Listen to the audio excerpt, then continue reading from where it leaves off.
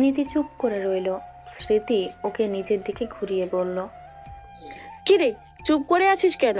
তোর কি কাউকে পছন্দ আছে? নীতি তবুও চুপ। নীতির মা এবার মুখ খুললেন। নীতি কিছু জিজ্ঞেস করছে তো। আমি এখন বিয়ে করতে চাই না মা। নীতির মা জোহরা ওর কাছে এলেন। ওর অন্য পাশে বসে মেয়ের মাথায় হাত রাখলেন। আমরা তোকে জোর করব না, তবে তোর বাবারও বয়স হচ্ছে তো। এমন নয় তুই আমাদের বোঝা, কিন্তু হায়াতের কথা কে জানে।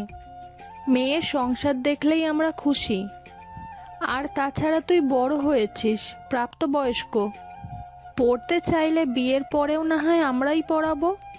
তবুও বলবো, ইচ্ছে না থাকলে কেউ জোর করবে না। তবে সাহেলা বেগম তার ছেলের জন্য তোকে চেয়েছেন। ছেলেটা যথেষ্ট ভালো আর ভদ্র। তুই ওদের সাথে থাকলে আমরা নিশ্চিন্ত একেবারে। ওখানে আবার রীতিও আছে। সব মিলিয়ে আমাদের আপত্তি নেই, কিন্তু আমরা সম্মতিও জানাইনি। তুই একটু ভেবে দেখ। মায়ের কথায় চুপ করে রইল নীতি। বেশ কিছুক্ষণ পর উত্তর দিল। কয়েকটা দিন সময় দাও, আমি ভেবে নেই। মরিয়ম বিস্মিত হয়ে জিজ্ঞেস করল, কয়েকটা দিন? স্মৃতি ধমক দিয়ে বলল, চুপ কর তুই। নীতি, তুই ভাব, যত খুশি, তবে একটু জলদি। প্রীতি আর আনাফের বিয়েটাও দিয়ে দিতে চাচ্ছি।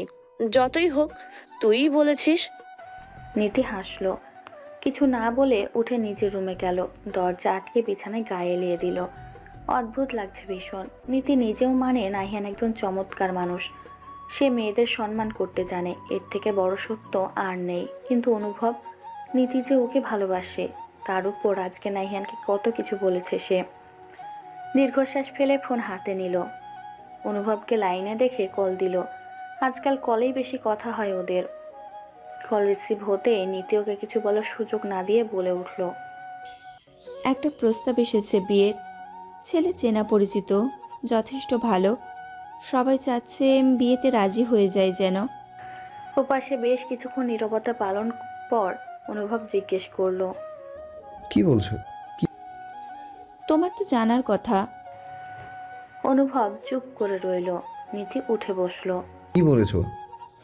তাহলে এখনো বুঝিয়ে বলা লাগবে? অনুভব নিশ্চুপ। আমি কি করব অনুভব? 2 দিন পর হ্যাঁ বলে দিও। নীতি অবাক হয়ে জিজ্ঞেস করলো, হ্যাঁ বলে দিবে? 2 দিন পর। কি এমন হবে 2 দিন পর? তোমার আমার প্রেম হবে, প্রেম কথন হবে, অতঃপর সেই সম্পর্কের বিচ্ছেদ হবে। বিচ্ছেদের কথা শুনতেই বুক কেঁপে ওঠে নীতির।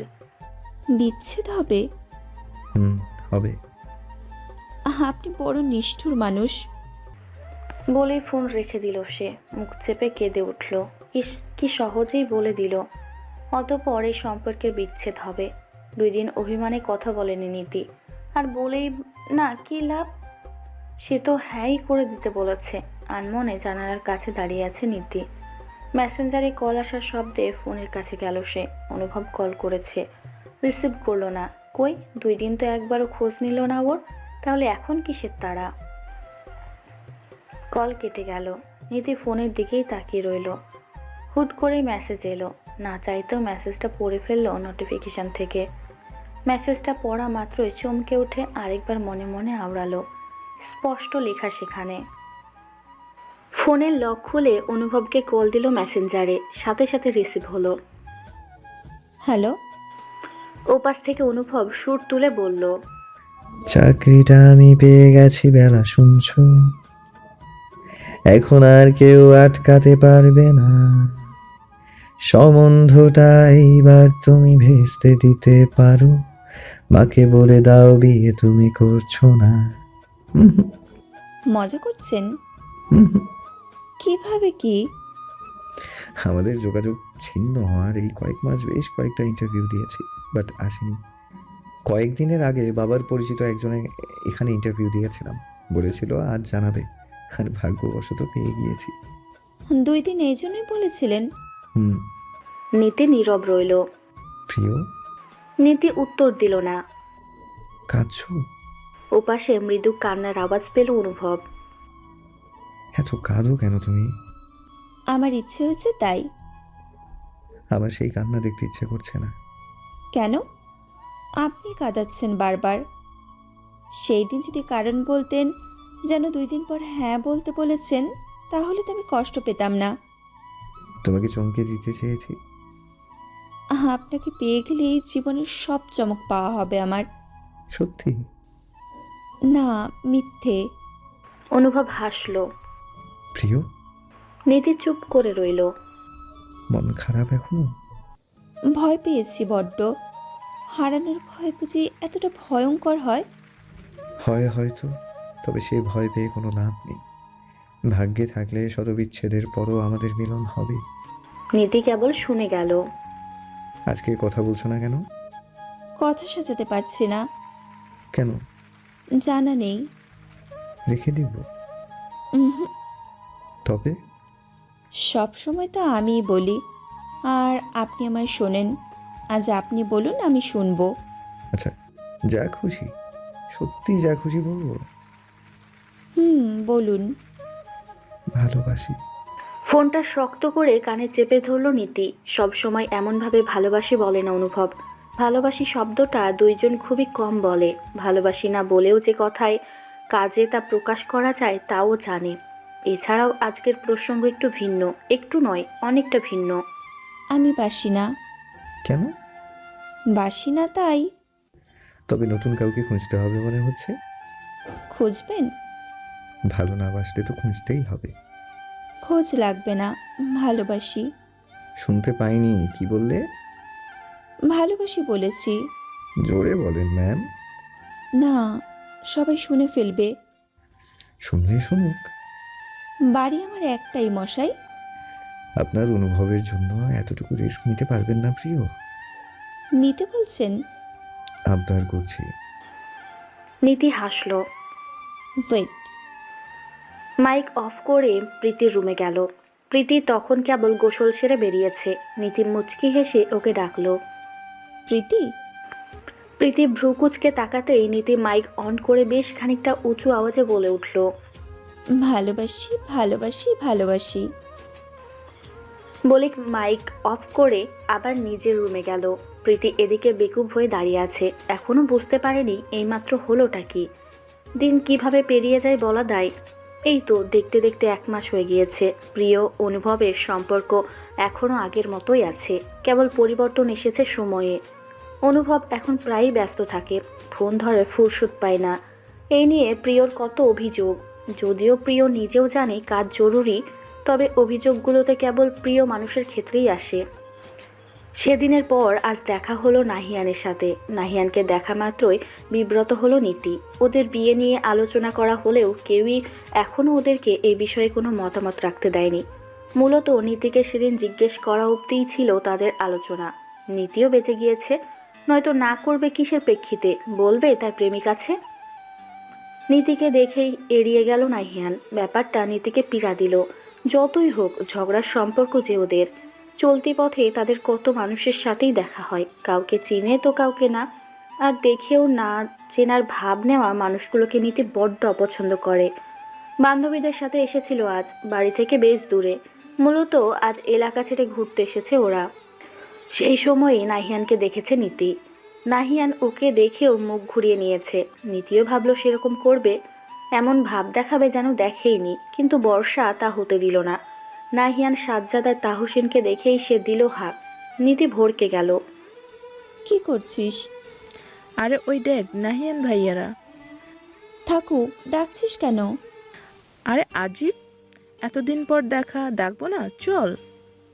বলে নীতির হাত ধরে টান দিল। বাকিদের উদ্দেশ্যে বলল, তোরা থাক, আমরা আসছি। নীতি হাত ছাড়ানোর চেষ্টা করলেও বর্ষা ছাড়ল না। নাহিয়ানোর রাস্তার উপারে ছিল। বর্ষা নীতিকে নিয়ে রাস্তা পার হয়ে সোজা এসে ওদের সামনে দাঁড়ালো।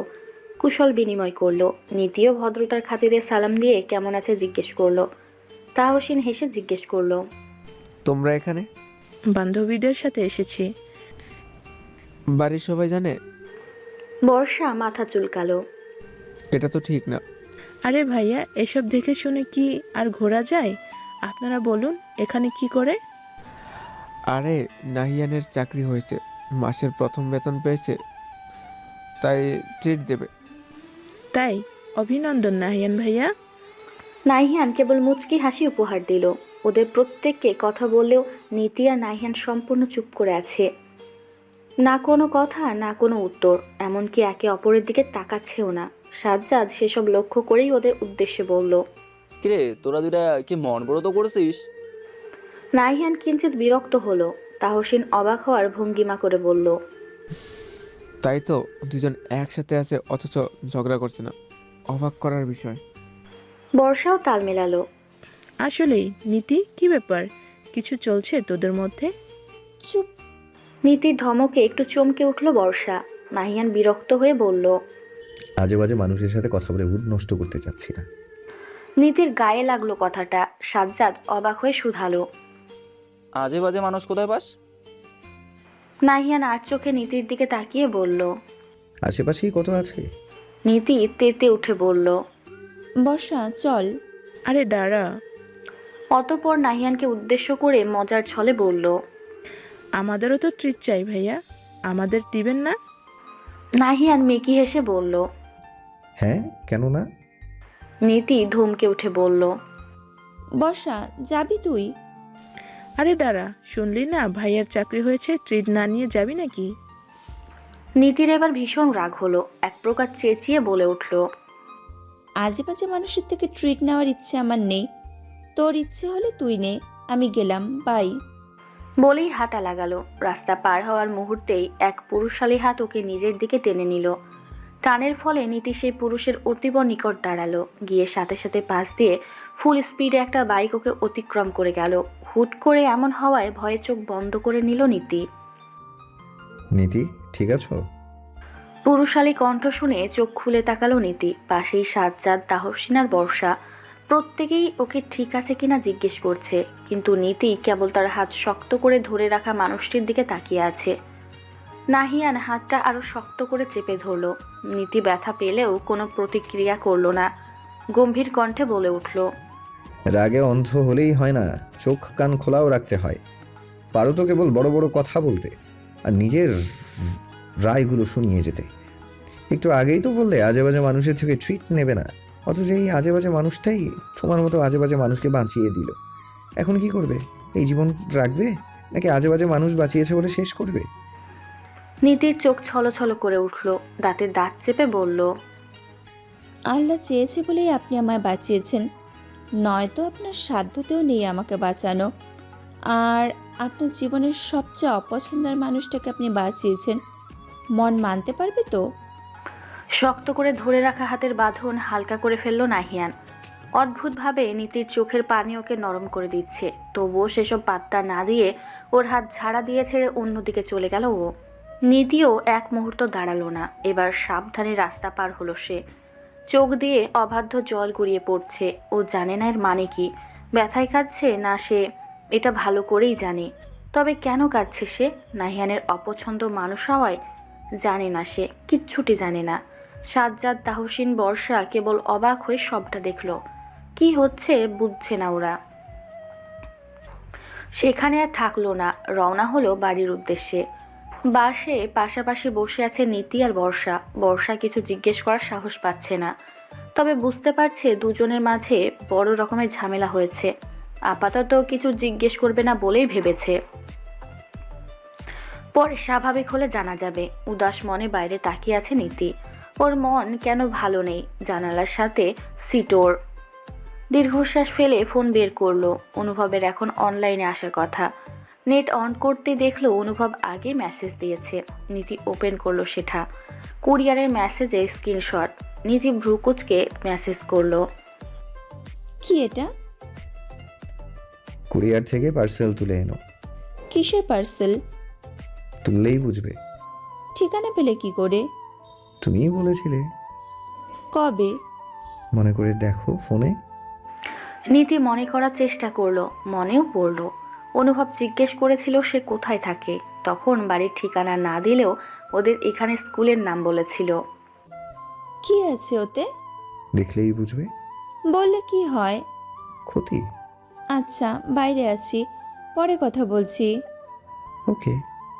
নীতি দীর্ঘশ্বাস ফেলে ফোন ব্যাগে রাখলো। ভালো লাগছে না কিছু তার। বাড়ি যাওয়ার আগে কুরিয়ারে গেল সে। পার্সেল তুলে বাড়ি এলো। বিছানা জুড়ে বিচরণ করছে পার্সেলের জিনিসগুলো। সামনে সাদা শাড়ি, গাঢ় সবুজ চারমুঠো চুড়ি, অ্যান্টিকের ঝুমকো, ওর সাথে অ্যান্টিকের পায়েল। সেই সাথে আছে বক্স ভর্তি চকলেট আর একটা চিরকুট। সেই চিরকুটটাই পড়ছে এখন নীতি। প্রিয়, অনেক তো হলো, এবার আমাদের দেখা হোক, সাজা হোক শুভ্র রঙে, আমার শুভ্রময়ের জন্য এই শুভ্রতার সাজ। কি প্রিয়, করবেন দেখা? সব শেষে ভালোবাসি, অনুভব। নীতির হৃদস্পন্দন বেড়ে গিয়েছে। সত্যিই দেখা করতে বলছে অনুভব। ফোন হাতে নিয়ে ওকে কল দিল। পার্সেল পেয়েছেন? এসব কেন? বলা আছে চিরকুটে। আপনি সত্যি দেখা করতে চাইছেন? ওপাশে বেশ কিছুক্ষণ নীরবতা ছিল। অদ্ভুত লাগছে প্রিয়, আমার মনে হচ্ছে আমি আমার আশেপাশের মানুষের মাঝে ডুবে যাচ্ছি। আমাদের দেখা করা দরকার প্রিয়, এক হওয়া দরকার। কথাগুলোর মাঝেই নীতির নাহিয়ানের কথা মনে পড়ল। প্রিয়, কোথায় দেখা করবেন?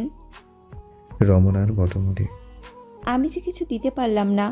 প্রয়োজন নেই, আছে। আমি হারিয়ে যাচ্ছি না প্রিয়, পরে দিও।